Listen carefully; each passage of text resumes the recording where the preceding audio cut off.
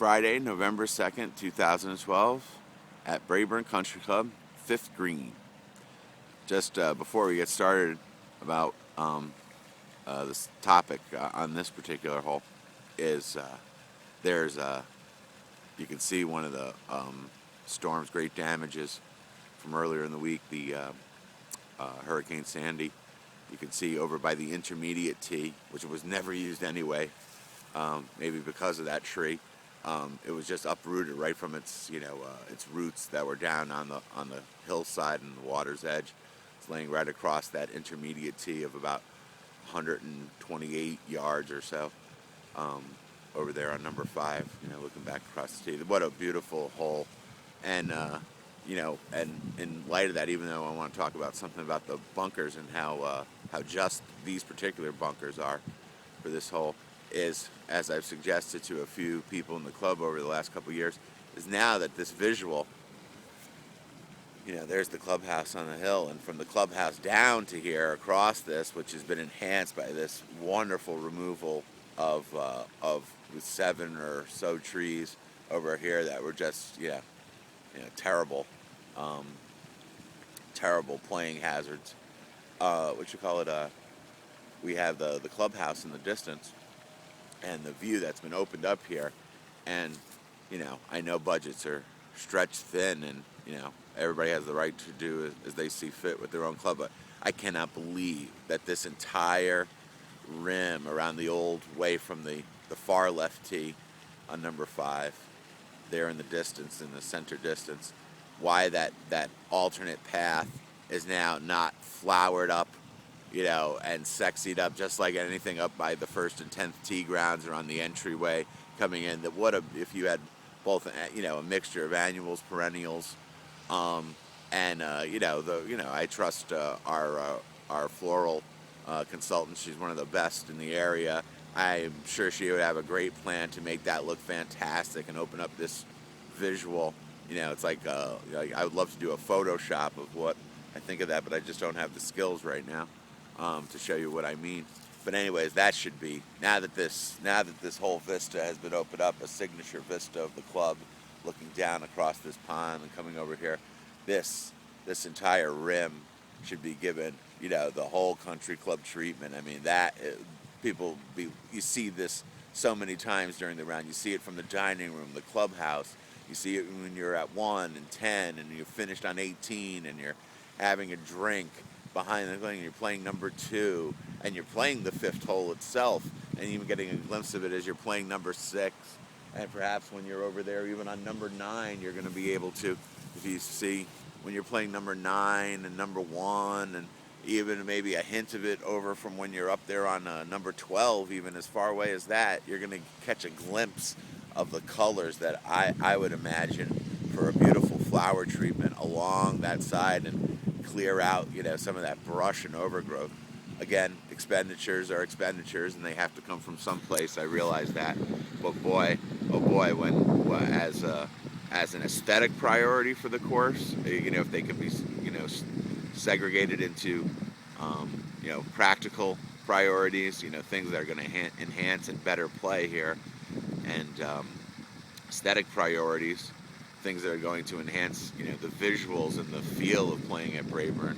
Well, in that category, this would be near the top of that visuals list, as well as left of number 15 as well, but that's for a future video. Now, what I really came down here to discuss was, instead of just offering critique after critique of what the hell is, you should do it this way, that way. I mean, hopefully when we talk about number 11, I made some, valid and reasonable points. But here, these bunkers are perfect. They are not huge at all. They are probably about 16 yards or 48 feet in length. Quite reasonable. You think about going back to the bunker on number 11, if you've seen that video. Go back to the bunker on number 11, and I mean, just from the staircase back to the front of that bunker was about 22 yards in my estimate, maybe 66 feet. This is about 48 feet, and this is the entire length of the bunker. that bunker still had 10 more yards or 30 feet to go, or approximately eight more yards and 24 more feet to go. This, what a great bunker. One of 3 tiny bunkers here on this hole. And this is a beautiful spot. I've heard every manner of guest and competitive player over here remark about, the charm of this hole, the visual charm of this hole, and, depending on conditions, pin location, the individual skills of the player. This has a lot of challenge, a lot of fun, especially when played from the far left tee, which I understand why it's not used over there, but boy, does that change up the hole and make it a wonderment. God, in the days of the old 3 flag system where you played a blue, a white, and a yellow course. Oh, the yellow and white. I think the blue tee was always back there near where the 150-yard tee is, or thereabouts, 140 tee. And I think the white was played at usually about a 135 to 130 distance, and then the yellows were the ones that were far left and played from 120 to 125 as you went over. Well, anyways, back to the green side. These bunkers are good. First of all, they're small, they're manageable. Not everything gets into them. And look at, again, this is the biggest thing. Look how broad and uniform. I'm going to pull back a little bit and come over to the side, give you more of a feel. Look how broad and uniform this soft, unsteep edge, and this is approximately from first step into the bunker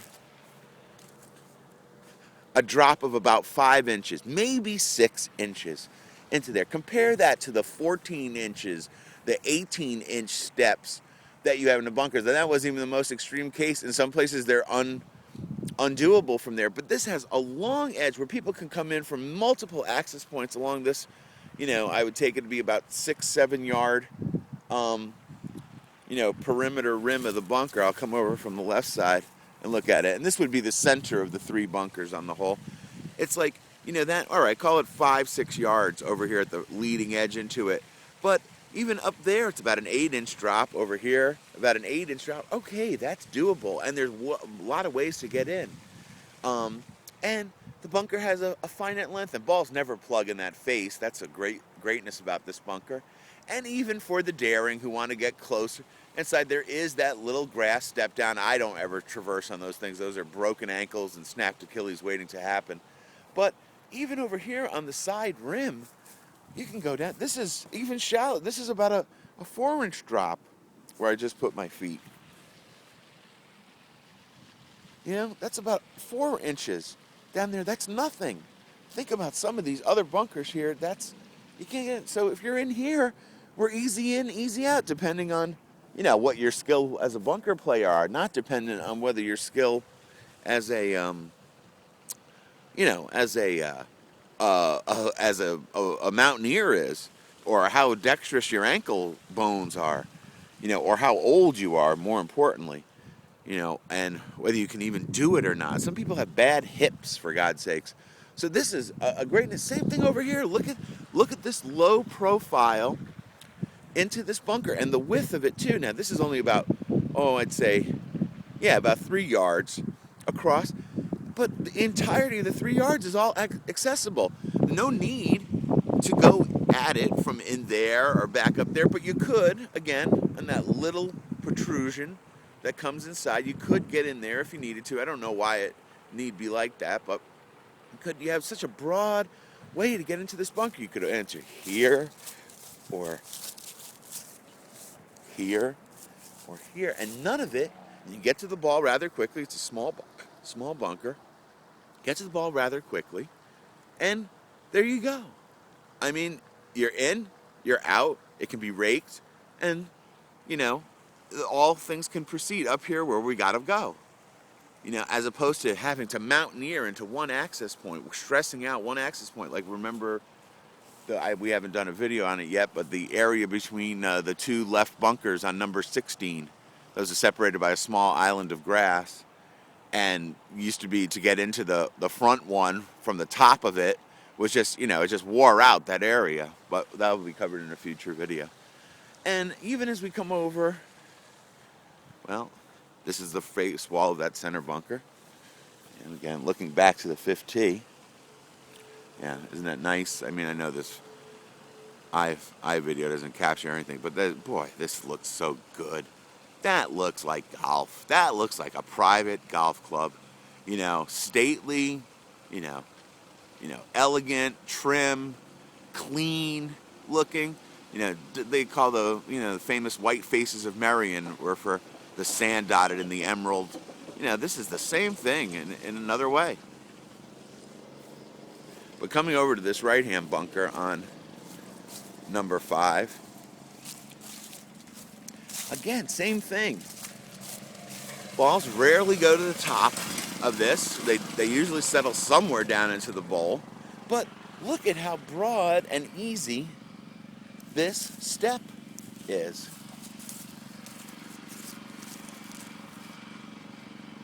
Look at how that's almost to the ground level. Again, about a 5 to 6 inch step in, and a lot of places to do it. Easy to get in, play your shot, come back out, either rake yourself or have it raked up for you, and the caddy doesn't have to sit in there and mountaineer and help you out and give you a hand.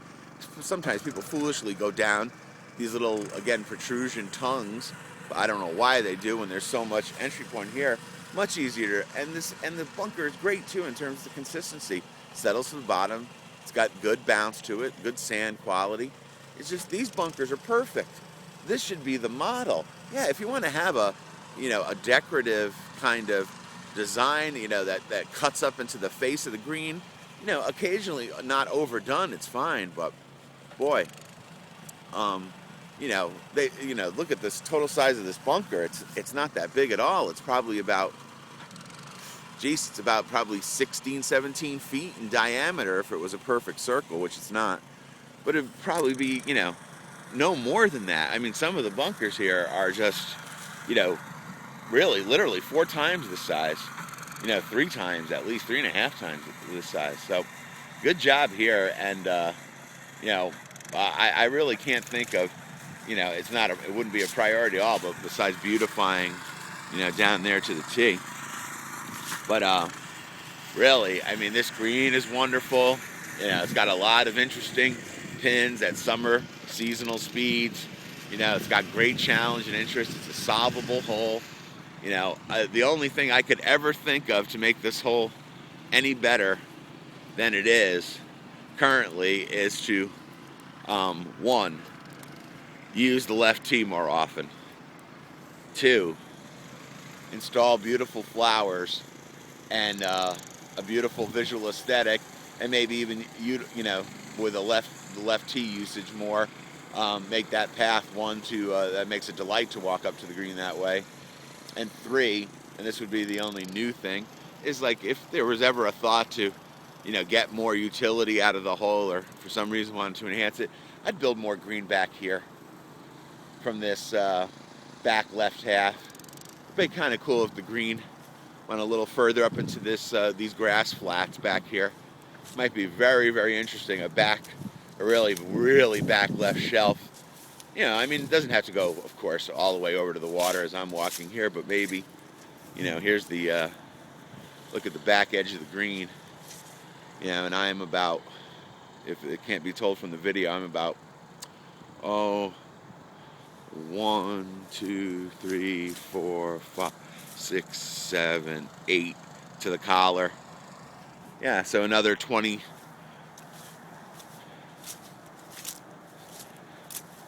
Yeah, another 20, 20, 25 feet of green back here. It might be interesting to have a shelf like that, that would meet up with this rim, come straight to me over here, and come back down to the left side. But there's a lot that's good on this hole, and only be enhanced. All right. See you soon. Friday, November 2nd, 2012. Pro VK at the 5th at Brae Burn.